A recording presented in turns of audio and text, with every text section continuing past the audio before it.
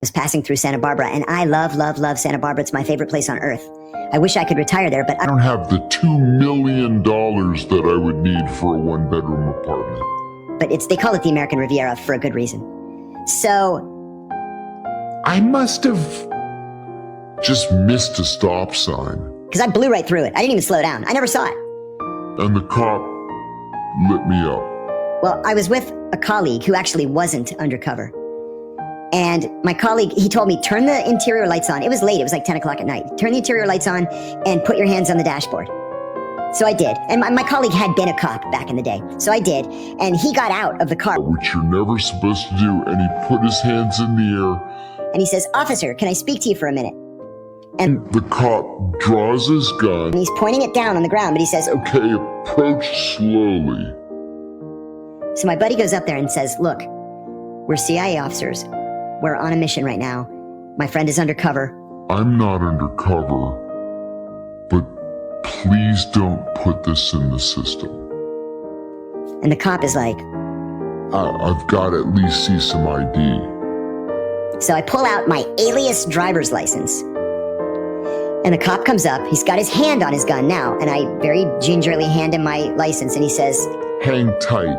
Goes back to his car. Comes back up to my car. He's like giddy. He's giggling. "Oh, this has never happened to me. This license, it doesn't even come back to anything. Like, I can tell it's an official license. It has the logo where you move, I forget what you call it, the hologram. It has the hologram, but it doesn't come back to anything." And I said, I still have my hands on the dash. I said, "Yeah, that's kind of the idea." And he's like, "Wow, this is so cool. I probably can't tell anybody about it, right?" And I said, "Please don't." And he says, "Okay, well, you guys have a good night." And he hands me back my license. And I took off. He goes, "Look, I've been a polygrapher for 25 years. And over the course of 25 years, I've had people, applicants, mostly, admit to every crime you can imagine, including murder. Because they think, oh, this is the CIA, I'm going to do some wet work. They're going to be impressed that I killed this guy in Syracuse and I buried his body under the train tracks, right? Wait, they're not impressed. They're calling the FBI. Before you can leave the building, and then the FBI is going to come and take you away, which is exactly what happened. What was harder, losing your career or watching how quickly people distance themselves? P.S. Sorry for the long comment. Love you. Thank you. What was harder, losing my career or watching how quickly people distance themselves? Yeah, the latter. I lost an awful lot of friends. And not just friends. I had family members walk away from me. Family members walk away from me. I had one cousin in particular. Excuse me, fucking asshole that he always has been. He said to me, he says, "You know, I have to cut you off because you brought shame to our family." That's what he told me. And I said, "I brought shame to my family." "You used to smuggle drugs in from the Colombians." "And I'm the one who brought shame to our family. You're the one that used to brag about standing on some isolated beach waiting for them to throw a load of cocaine out of the plane. And I'm the one who brought shame to our family. Fuck you," I told him. Never spoke to him again. And he's named Kiriakou, and he knows who he is. Did the CIA have a hand in facilitating 9/11 in order to pass the Patriot Act? No. This is actually a question that I get a lot. The answer is no. You underestimate Congress in that Congress didn't need 9/11 to pass the Patriot Act. They would just pass it because they can. And so they didn't need a catastrophe. I will say that there may have been some thinking at the White House at the time, especially in the office of the vice president, OVP, where George Tenet was shouting that a terrible attack is coming, and Dick Clark, the terrorism czar, is shouting that a terrible attack is coming. And Condi Rice, the national security advisor, and Dick Cheney are saying, no, we don't care about that. It's China, China, China. They knew we were going to be attacked. So it's not that the CIA facilitated it. I think it's that the White House decided not to proactively try to prevent it. And it wasn't to get the Patriot Act passed. It was to make a lot of defense contractors very rich and to wage war and overthrow Saddam Hussein. He says, I became obsessed with the Chicago Bulls. I said, oh yeah, well, Jordan, I mean, we're in like the middle of Jordan's career at this point. I said, Jordan, the guy's a god. It's like, the heavens opened and Jordan came down to play basketball. And he said, He never had the money to go to a Chicago Bulls game. and that he'll wake up, in the middle of the night just to try to get a Chicago Bulls game on shortwave radio or whatever it was. I couldn't get back to the embassy fast enough. To send a cable to headquarters saying, please, please, please go buy me a basketball autographed by Michael Jordan in a lucite case. So they did. And then they sent it in the diplomatic pouch. So I'm taking the guy to lunch, I'm taking the guy to dinner. I'm like, what do you exactly do at the port? Like, do you just sit in an office all day? He said, no, I'm the director of the port. So it's the bills of lading and the manifests. And, sometimes a ship will come and it has a Filipino flag, but really it's North Korean. And I'm like, yes, this is exactly what I want.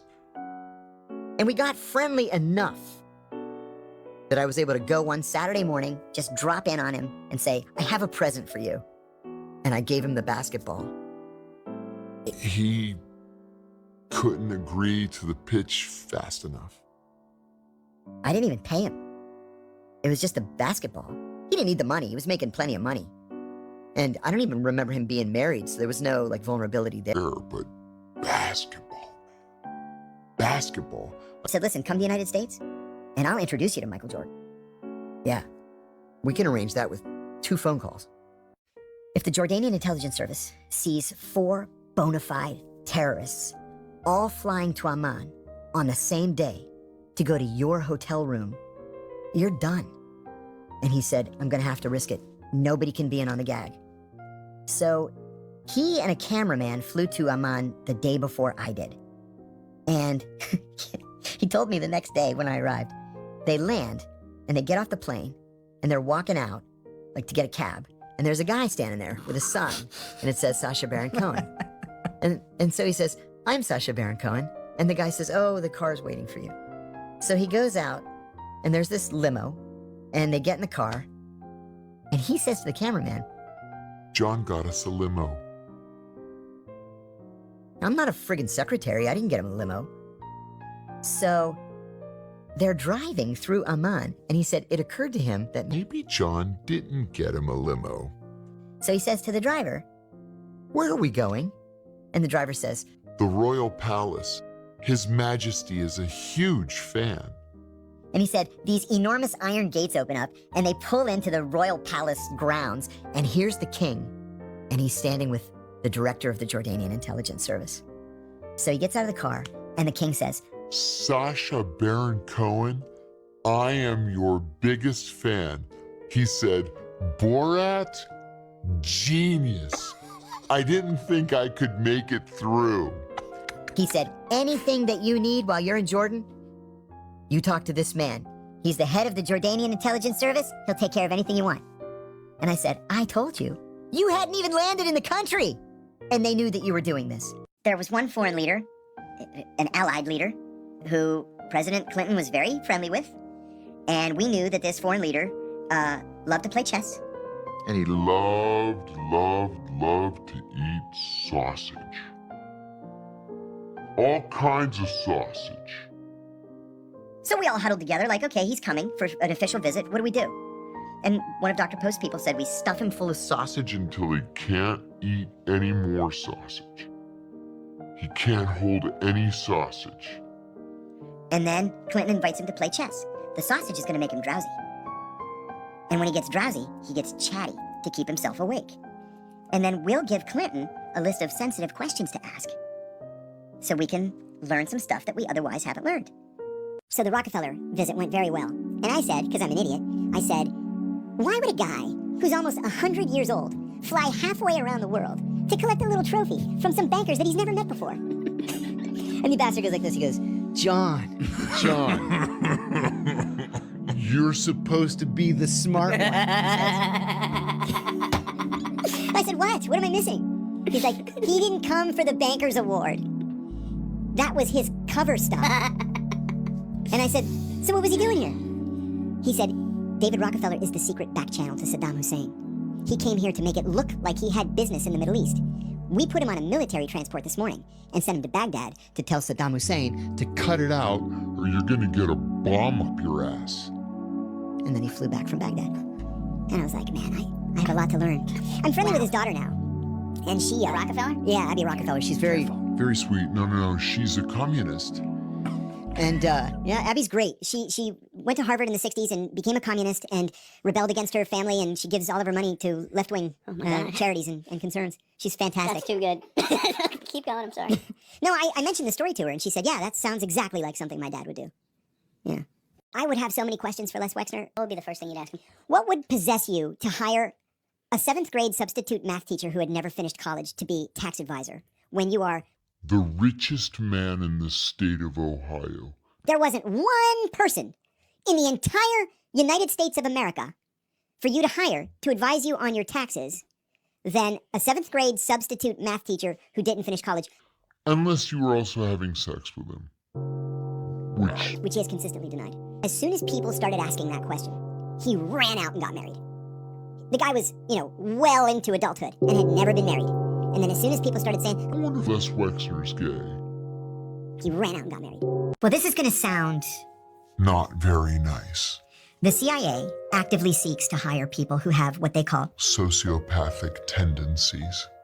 Now, in business, Most CEOs are sociopaths, most, not all, but most, especially in big companies because they claw their way to the top. usually on the backs of the people around them. They don't feel bad screwing the next guy to get that next promotion The CIA wants people like that. because those are the people who are going to break into a foreign embassy. A normal person would not advocate breaking into a foreign embassy. That's sovereign territory of a foreign country. I would. I'd be glad to do it Why? because we're the good guys. So do you have sociopathic tendencies? Absolutely. I land in Sana'a and they tell me I have to put the pouch through the x-ray machine. I said, Absolutely not. it's a diplomatic pouch. I have diplomatic paperwork for it, and I am a diplomat of the United States of America on a diplomatic passport. I'm not putting it through the x-ray. You have to put it through the x-ray. I said, I'm not putting it through the x-ray. They pull their guns. You're putting it through the x-ray. I'm like, great. Now, I've only been in the agency for a year and a half at this point, and I'm just a kid. I'm like 26 years old. And they've got their guns on me. So I put it through the x-ray, and it shows male, And a walkie-talkie. and I hear somebody shout, Jesus. which means spy in Arabic, and I was like, fuck. Immediately, they arrest me. They cuff me behind my back, and they throw me into a cell at the airport. There was a Filipino nurse, a male nurse in there. And I said, what are you in for? And he said, oh, my visa was expired, whatever. What are you in for? I said, they shouted that I'm a spy, and they locked me up. What am I going to do? This started an international incident. I was in jail for 4 or 5 hours. The ambassador came, the station chief came, they got the head of the Yemeni intelligence service involved, the foreign minister got involved, it went up to the prime minister. I mean, this was like a serious incident. And then they finally let me go. They had taken their djembiyas. They carry these curved daggers called djembiyas. One of the guys took out his djembiya and hacked away at the lead seal and opened it up, and he was holding up the walkie-talkie like these. It's just a walkie-talkie. That was it. There was nothing to it. It wasn't like spy equipment or anything. But it was a very big deal. And I had heavy surveillance for the entire weekend. They were just all over us all weekend. That was the first of my 5 trips to Yemen. Each time was worse than the previous time. So those were my 2 most negative experiences. Not to get too far off the topic, but the Assassination of Ayman Zawahiri, the number 2 in Al-Qaeda. we shot him with a drone Launched missile, right? the missile had no warhead on it. Right? We did that on purpose because we didn't want to Kill the women and children inside the apartment. came out onto the balcony and smoked a cigarette. Fired the missile at him. Went completely Through his body. A missile. went completely through his body, and with no warhead, there was no explosion. Can you imagine? Cleaning up that mess. Does the president have the legal authority to murder an American on U.S. soil? Yes, he has the authority. Now, has he done that? We didn't know. But the Attorney General of the United States said that the president can murder an American citizen in the United States if the president believes that he presents a clear and present danger to the national security. Well, there are 2 very well-documented cases where Barack Obama used a drone to murder Anwar al-Awlaki. Yep. And whether you like the man's politics or not, he was an American citizen who had never been charged with a crime. And then a week later, Obama droned his 16-year-old son and 14-year-old nephew who were sitting in a coffee shop having a cup of tea. Also, American citizens who had never been charged with a crime, and they were children. So yeah, that's sick. It's unbelievable. It's anti-constitutional. Not just unconstitutional. It's anti-constitutional. The kind of casual cruelty and violence in the CIA that you describe, I haven't seen any meaningful attempt to stop it. Oh, no, I agree very strongly. Do you believe that the CIA has hurt other American citizens? Yes. I'm sure of it. Yes. What about